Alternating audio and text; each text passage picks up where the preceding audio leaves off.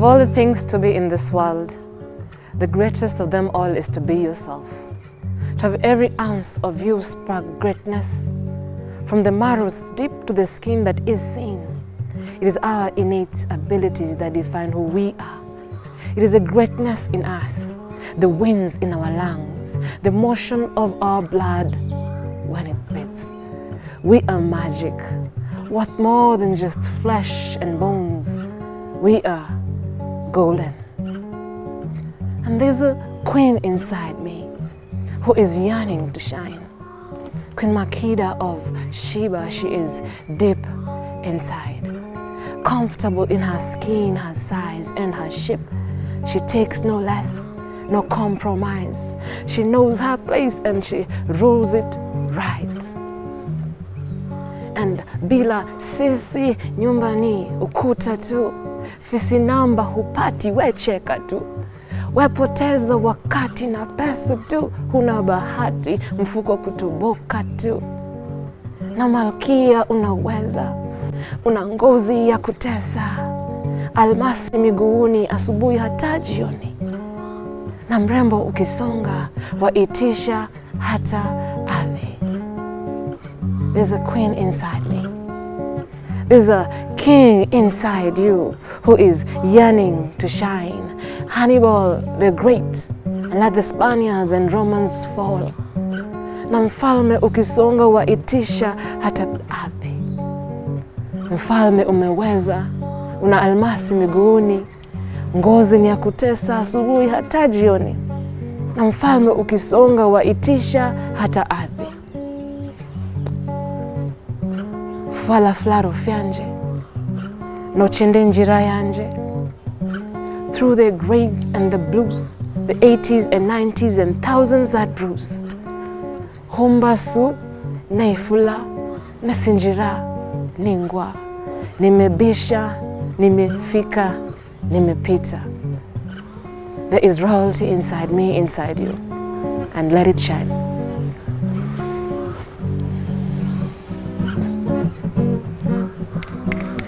Hey! Oh my goodness, that was phenomenal, Namatsi. Thank you. Wow, Mark, guitar skills, top notch. Thank you.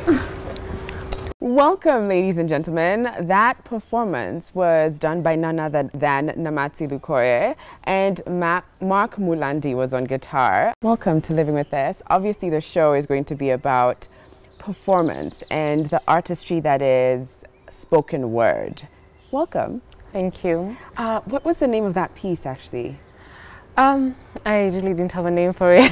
What? It's not titled anything? Sometimes it's really hard coming up with titles. Oh. So when I'm performing, and sometimes I just get into the piece. Okay. Unless now it requires a title. Like now I'll have to start thinking, that piece is called... I think it could be called something like Queen or Royalty. Because some of the things that stuck out for me, the first line specifically, of all the things to be in this world, the best thing is to be yourself. Yes. Which is also the hardest thing, because we're always being bombarded by, you know, people or things that tell us we need to all be the same and look the same, have the same filter. Yeah. I'm just curious to know, where was your headspace when you came up with that piece? I was going through a lot, and you know, sometimes you have to remind yourself, you know, you have whatever you have and where you are is not where you were a while back. Yeah. And also to remain true to yourself, who you are, and what's your cause and things like that. Right. And not to be swayed by, you know, sometimes you check, you look right and left and see things that are more than yours, and you want to be there, or your time to be now and stuff like that. So I was writing that to remind myself. Right. Take things as they come, slowly. So do you have moments where you have to tell yourself, I am a queen, I am royalty? Do you have those moments where you have to remind yourself, or do you feel like it's just now become a part of you, and you walk knowing that you are a queen? Yeah. Sometimes, like, past experiences made me forget who I was. Yeah. And when I was picking myself up and all these pieces were coming to me, most of my focus became on royalty and things like that. So it's something that I've had to tell myself, convince myself, make myself know, and also now try to educate the young people, the young females and males that there's royalty. Yeah, because sometimes we forget, or we feel a little conscious, self-conscious about claiming that about ourselves, that we are queens and kings and we are worthy.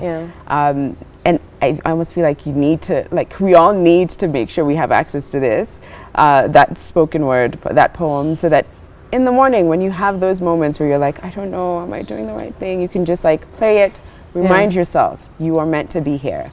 Now, we are obviously outdoors. We're at Tara Suites, and we're about to get now into Namatsi and her journey into poetry and spoken word. So were you always interested in writing and expressing yourself through words? I can't remember the first time I started writing. I've always been writing. I remember also writing. But performance, it took me a while because I'm a bit of an introvert. I don't like a lot of attention on me. So that's a skill I had to acquire and learn and go with it. Yeah, but I'm very good at expressing myself, even in any type of situation. Through words? Or? Through words. Okay. But and mostly do they have to when be I'm written? Yes. If I start talking, I'll just get too emotional and not have them, and then I'll remember them when I'm done with it. Yeah, in the middle of an argument, you're like, hold a sec, hold on. I need to write this down so I can express myself. I feel you, though. I think sometimes pulling back is important. So when you talk about always loving writing, what kind of writing was that? Was that just fictional? Was that poetry? It was catharsis. It was just pouring out of whatever was coming. But sometimes the way I write, even in the way I speak, people tell me something. This looks like this is a poem, and I'm like, okay. So that's how I just started singing and started learning more about poetry and stuff like that, and prose and to see how my work fits into that. Okay. And did you do any kind of studies or extracurricular activities that helped you shape or build your strengths as a writer? In school, I was a very good writer in school. Even in primary school, my writings would be used as an example. Okay, Namatsi. And then in campus, I took a creative writing course, because I felt like, to go out there, you also really need to sharpen and learn from others and things like that. So I did the creative writing in campus, and How did you then build up on the performance bit? Because I know spoken word, there's the poetry to it, but there's also the performance. And that's how you bring these words to life. It's one thing when it's written down, it's another when a poet just brings it, like it's the intonation, it's the oral art. How did you sharpen that skill? You let the darkness consume you. Adhabu ya kaburi aijuaye ni maiti. Nami mwenzangu nilifika kitambo gani. Promises made have been buried in dreams, so I say, rest in peace. He never brought me flowers when I was alive. He will not lay them on my grave when I am gone. I swear this with a knife against my heart. I vowed until death do us part, and that was in a church, and I meant each word. My introduction to poetry, the first event I went to was a slum event. And at the moment, I did not understand anything about performance, because when you're doing that, it's a performance, it's a show. Your words are there, you have to be standing right, you have to be talking right, and all these things. And it was so confusing for me. I was a nervous wreck. I want to perform and finish and go home. You just finish this piece and go home. Not even wait for people to tell you whatever. You just know you're messing up as you stand and talk. So from that, I went for 2 others, and successfully making it to the slum queen and things like that. So I decided, no, this is not for me. I feel that, you know, because I write from a catharsis point of view, and I'm coming with my emotions and what I've gone through in a competition, and it's being critiqued, and I felt lost. So I initiated my own event, and through that I started learning, because now guys are coming to see you. You have to be good. You have to be. So I started going on the internet and researching and going to shows and seeing what people are doing, learning techniques. And then now it came to me that it's not even about the performance, it's about what I am saying. So when I say it and I feel it, then that's the performance. And it comes through. I could tell even as you continued with the, I'm going to call it royalty. When you were doing royalty, especially towards the end, I could see you really coming alive. You talked about the critique angle. When it comes to artists and their work, they can be very sensitive. I know, because I can be very sensitive. You could start telling me about my work and I'm like, zip, no, I didn't ask, I'm not sure. And I've had to like open up to the idea that people have different opinions to my work, which can be a little difficult. But how do you deal with that, the critique, the people saying, should you, or do you even get it? Yes, I do.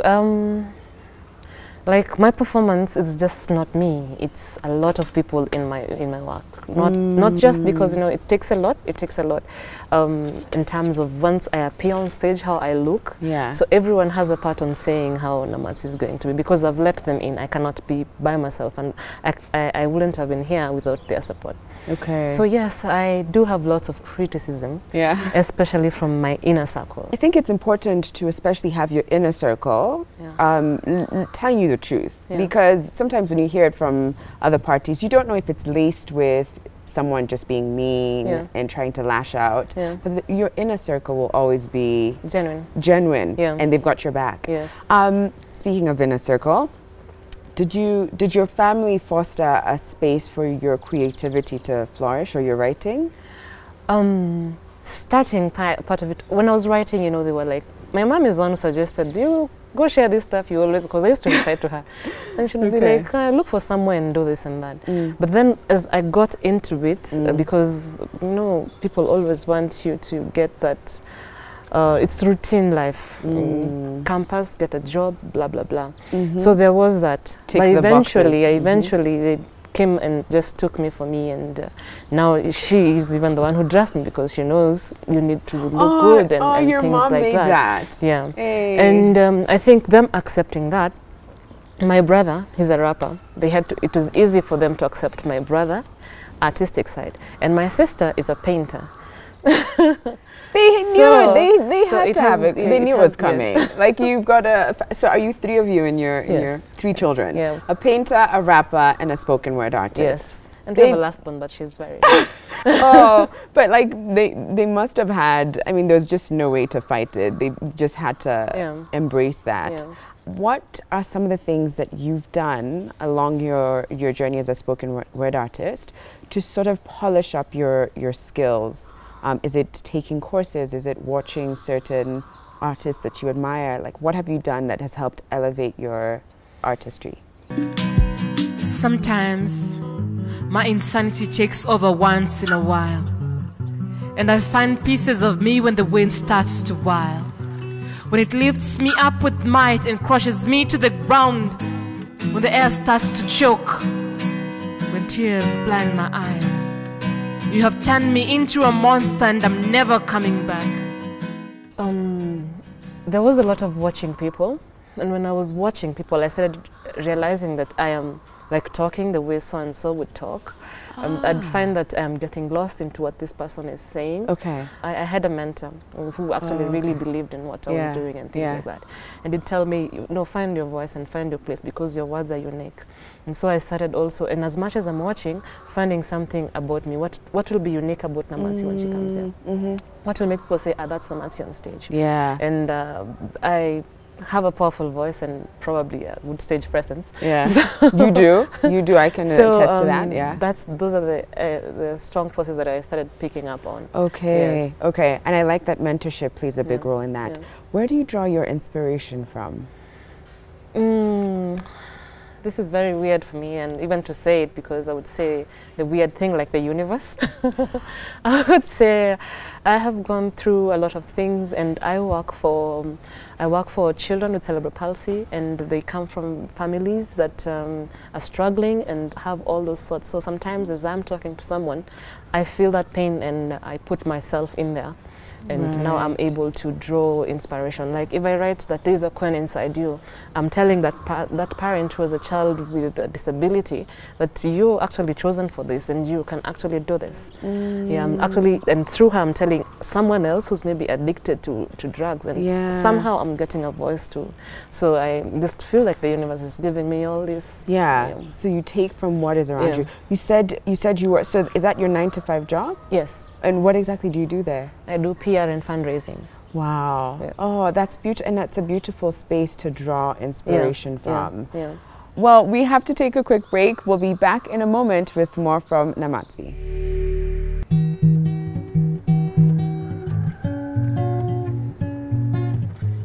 Nimekuwa nikifikiria story yangu kukuambia. Usiseme kwa kimombo wanaweza kuichukia. Nikajifinyilia, nikapotea, nikasahau kujiaminia. I have been a woman who is scared. Scared of trying, always feeling unprepared. Scared of wanting because when I want too much, my train disappears. Scared of staying, scared of leaving what is wrong with my heart. But I am not average. Usije ukasahau. I am one of a kind. Kumbuka kunifungia mlango. And I wear scars. Usoni, mgongoni, kote, mwilini. But with pride, I rise. I have been a woman embarrassed. Called out, called names. I have been harassed. At the size of my body, at the shade of my skin. And I forgot that I was a queen. I have been a woman embarrassed, called out, called names by enemies who posed as friends, and they thought they could put death to a woman like me. They tried to put death to a woman like me. To a kadanke like me. Nina barua ya critic wa hisana. Anajiona amefika, ana pesa na. Amejaa madharau na kejeli na. Yosema, nimvulia suruali anisukume juu. Na yeye ni mwanaume mzima, hindo yake kazi. Ameshavaa rinda bado vipodozi. Namwambia bado. They tried to put death to a woman like me, to a kadanke like me. But I came in a suit so sharp like I came to rule, and bars that are sleek like I came to school. Books out, pens out, Namatsi amefika, and I came with a tool. A revolution is approaching, set off a nook, and it's killing bars, shaking earth like CL Nook. Give it a walk and a talk and a big book. And a monster, call him Lucky with a fatal hook.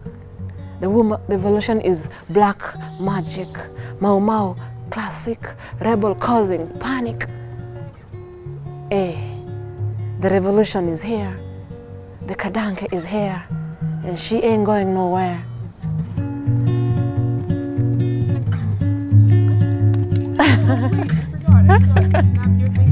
Yeah. No clap here.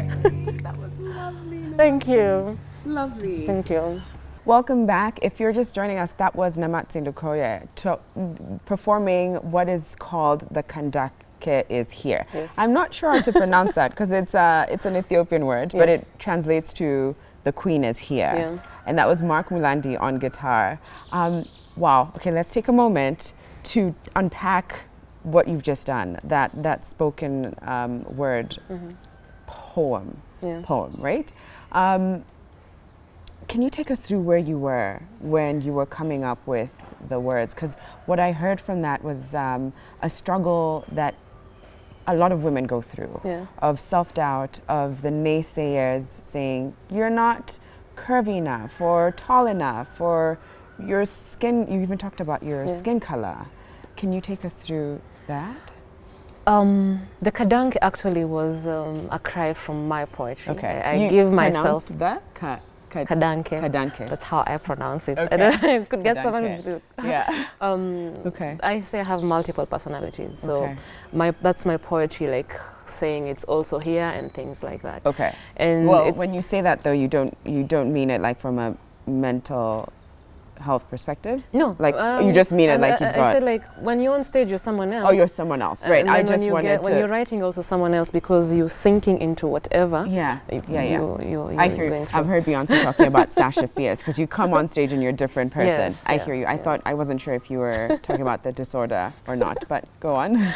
Yeah, so that was like giving my poetry life and putting it in a form, and looking at, you know, when you're trying to do something bigger than where people have always seen you, and you're trying to get higher, and then people are always putting these bars of no, not yet, no, not yet. And it's just, I wear scars and what I've gone through and all this and that to bring that out. So I personalized the poetry and art in general, and addressed everyone, from the ones who have been with me to the ones who just see the final product, because there's one thing to see the final product and speak, and there's one thing to see it from. Yes. I hear you. Oh man, again, that was phenomenal. Thank you. Now I want to just share a quick fact with you guys, and that is, in case you didn't know, now you know. Bill Clinton, the 42nd U.S. president, is a two-time Grammy winner. He won in 2004 for Best Spoken Word Album for Children, and in 2005 for Best Spoken Word Album. Did you know that? I had no idea. Like, I can't imagine the president doing a spoken word, like reciting a spoken word poem, but at the same time, it's a beautiful thing to see someone in the most prized and, you know, arguably most powerful seat in the world still speak to the art in themselves. Can you, I want to understand a little bit more about your background, and I know earlier you were trying to break down what your mom does and what your dad does. Can you tell us, do you mind just sharing with the audience? My mom is a tailor. Okay. She made this. Yes. And every time I go on stage, she puts up something for me and things like that. And my dad is a lecturer. Right. So because I'm when I talk about something, I talk about it passionately and deep, and I like researching about things, so I can say I got that from them. What I liked about that is that there's it's a beautiful balance between someone who understands books and studies and, you know, intellect from that perspective, and someone who's drawn from working from the hands and creating an art. How did that balance help mold you to who you are today? I can say this balance is more beneficial to my sister. Oh, okay. Because she's actually doing finance, you see. Like, I can imagine being the firstborn saying I want to do finance. It would have been something else, because my parents, you know, when you're having your firstborn, you already have your this and that. But the place I am today, and where I was, like, when I was selecting the courses that I wanted to do when I was going to campus, and right now I'm really appreciative because of the things I've learned and the position I'm in, and even the networks. It's because of both they are pushing me in different directions, and you know, I had to find myself even as you push this side and find yourself. And I don't like being told. I don't know. Sometimes, you know, you tell me and then I'm like, just leave me. This is so I've had to fighting them and also finding myself and learning. I know they have their best intentions, going back and sing and things like that. Okay, I hear you. Can you tell me about Hisia Zangu, the poetry workshops that you started? And so tell me what it is and why you started them. When I started poetry, first I wasn't a good performer. I wouldn't even say I was a good poet, because words just pour, you know, words just pour, and then now you need them structured and things like that. Now, I started Hisia Zangu, and when I started it, I was joined by other artists as well, because now we became a team of 5, because you can't do a workshop by yourself. And now through that, we started, when we met, it wasn't about the audience, it was about now the poem. Now you would perform, and then people would tell you what they think of your poem, then break it down, and then to even ask you, oh, why did you write that particular piece, and things like that. Because sometimes when I perform, you don't know why I wrote. I just perform on stage and I go sit down. And sometimes it's so deep for me, so I perform, maybe go backstage, cry, and then now come out. So because it's a cathartic moment. Yeah, so it gave the artist that particular ground for that. Okay. That was the reason we started it. Okay. Yeah. And what's the response been like? We stopped it. Okay. You know, initiating something, you have to be consistent. That's one. But there's a time of my life that I was really going through a dark phase. And when I was going through a dark phase, I blocked everything out, including I blocked poetry. And when I came back, it was so hard to have a comeback because, you know, the world has forgotten you. You can't come back. Okay, you used to do this. You left us. You wanted us to continue, and then you come back and pick and then continue. So there was that struggle and things like that. Yeah. But now there are more workshops actually. Yeah. People have started more workshops on that, and the performance and the writing is better than it was before. Oh, good. Yeah. And it's allowing people to come and sharpen their skills, a space for them to really learn and elevate their poetry. Now, you also started street poetry at Aga Khan Walk. Yes. You are a boss lady. You are out here. We started street poetry with Teardrops. I remember the first time I was with Teardrops as a poet. And we were the two of us. And we had invited people, and we were sitting, and I was asking, will people really come? And you know, like you start with like 3 people have come and things like that, until now many people came. It's just the love of, like, the word has to be out. You know, expression has to be said. And it's just, I guess, also a way for you to find a way to really put your work out, right? So it's not just waiting for, I need that gig, I need that, but this is, I wrote this and I want it to be released into the world. What are some of the greatest milestones in your career as a spoken word artist? I think first conquering stage fright from, you know, getting there, and you know, your stomach is, you're even thinking I should go home. I don't feel like going through with this. Why did I come in the first place? This? And convincing myself that I am here now, and actually being happy that I'm getting opportunities and things like that. And then there's a time that I was picked among 8 other artists to travel to Berlin. That was a milestone for me. And then organizing my own events. Like I had one last month, Kingdom of Kush, which focused more on everything, how I said things. These are things that I feel are my milestones towards the poetry. Stage fright. I don't know how you stand in front of people and still perform and do so in a very confident way. Because again, like we said earlier, this spoken word is about not just the poetry, but the oral art. It's the way you deliver it. How did you conquer that? What are did you do certain things to be able to walk onto that stage and be like, oh yeah, I am the queen. The queen has arrived. The secret is just practice. Lots of practice, and like the mirror is there so that you can be able to read your own facial expressions. You're like, oh, this is how I look when I do this particular thing. Oh, so you do it in front of the mirror as well? Yes, I do. But it's lots of practice. I have to say, I don't really practice as much as I used to previously, because now, you know, I also work and stuff like that.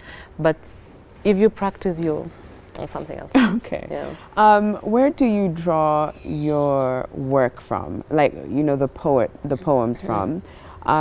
You talk of, you know, the struggles with people saying how you need to look or be. I know you did one on politics. So that one man can sit on the throne and one state can raise its economy. We are boxing our own shadows instead of letting them walk. Listening to the wrong people give us the talk. I tell you, the only thing that makes us different is who drives the Benz and who counts his cents. But our whole society is bent. Who do we expect to correct this dent? Now the rich man knows this, the poor man fights it, but the truth remains to be that the rich man's justice is just another poor man's dream. How do you know what to speak about in your poems, what to touch on, and what maybe you are not ready to share with the world? How do you navigate that? I have, you know, when I write from a deep sense of catharsis, I will not share it with the world unless I am, you know, sometimes you're provoked by things and then you're like, I'm going to do this one. Yeah. It's time for this one, you know. But then again, what's going on? Because some things frustrate me. And if they frustrate me and I feel like talking about them, like the politics one, because I'm not. That was an interesting one. Yeah. And you said there's no cure for stupidity. We only have to realize that we have it to change it. Yeah. So speak to us about what prompted you to put that out.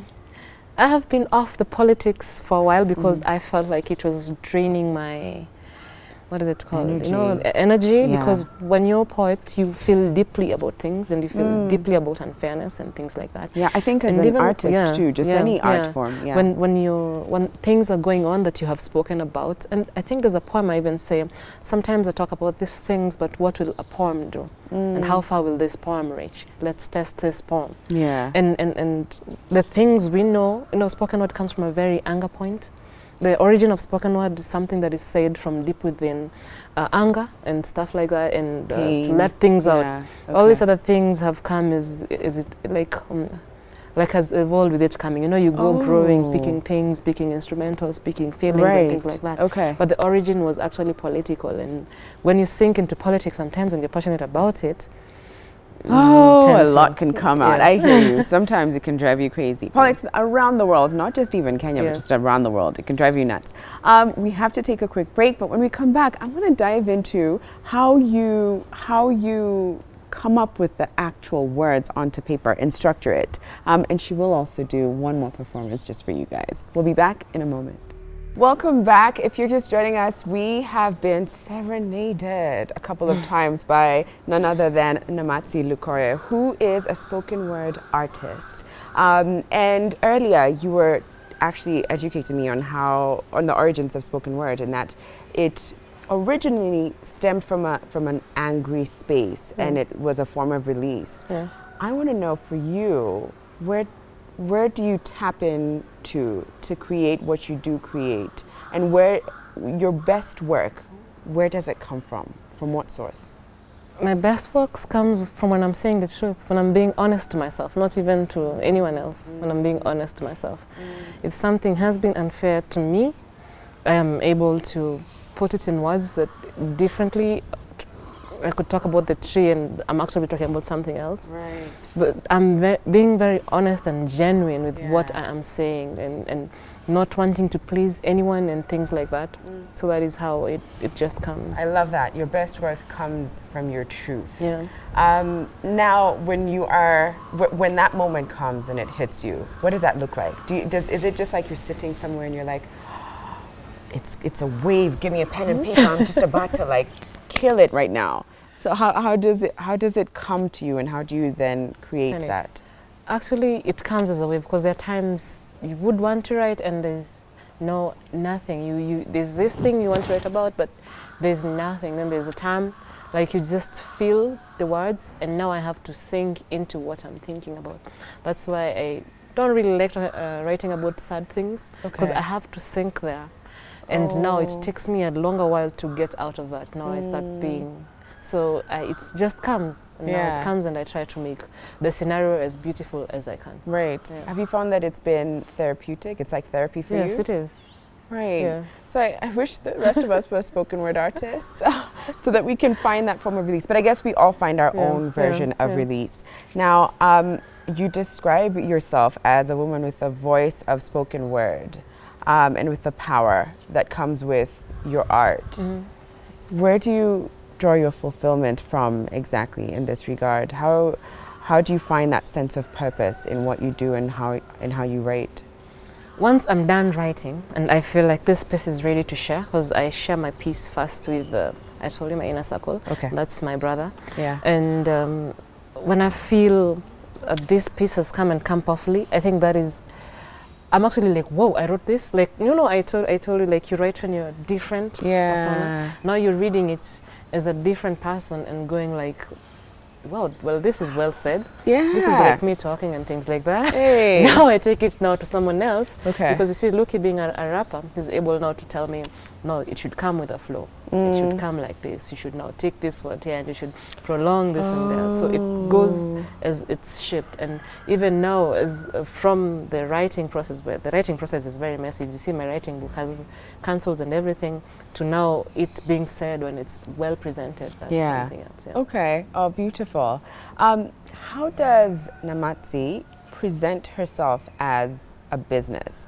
Because I know with any kind of art form, and specifically in Kenya, a lot of times it's met with, but how do you make it work? How do you make it make financial sense?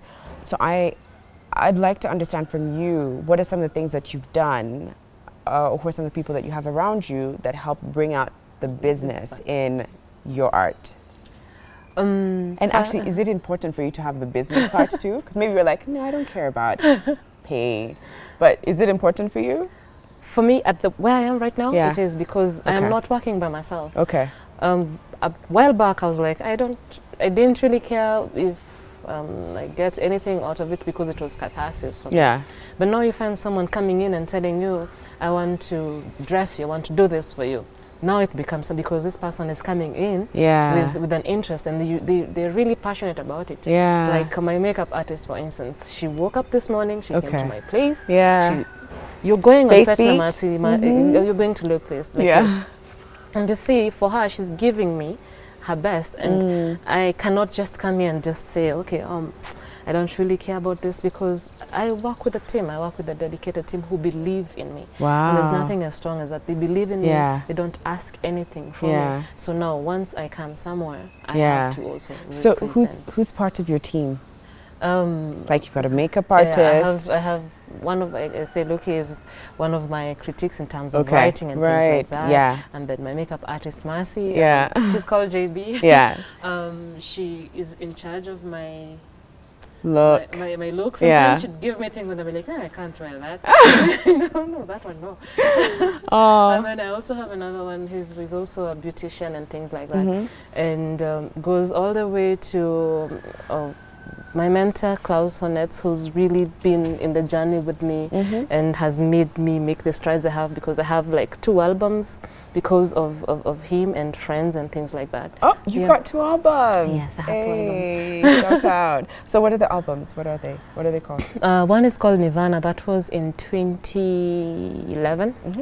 And then I have another one called Miraculous. That was in 2015. Okay. Yeah. Who are your role models in this industry? Who are the people that you look up to or would love to perform with, or even work with at some point in any kind of way? Okay. First, I am not just a spoken word artist. Sometimes I say I'm a messed up artist, because I'm a jack of all trades. I do so many things. I do so many things. I can make clothes. What? Yeah, I can make clothes, I can design things, I can draw things and things like that. So I have things in my head, and the vision that I have of me and what I'm doing in my head, I compare it with Osborne Macharia. He's not even in my industry, but he's unique and he has something to give, and he's passionate. My role models are very passionate people. I love that, that they don't have to be in your field for them to be people that you would love to work with. If you don't know who Osborne Macharia is, he is an incredible photographer. He's not just a photographer. I feel like that dumbs down what he does. He creates moments that are out of this world, and he works with a team like Kevo as well, the stylist. I can't put it to words. You just have to go out there and Google Osborne Macharia in his work. He's done things with Marvel Studios as well, so he's incredible. I love that you're referencing a Kenyan artist too. Which avenues, or what avenues can someone use to tap into spoken word? And say, for instance, I'm new. I'm watching you right now and thinking, oh, I have things I want to let out, and I like poetry. So what are the tips that you would have for someone who's just starting out and wants to dive into this creative outlet? There are those who've approached me writing. I always ask them, are you ready to share first?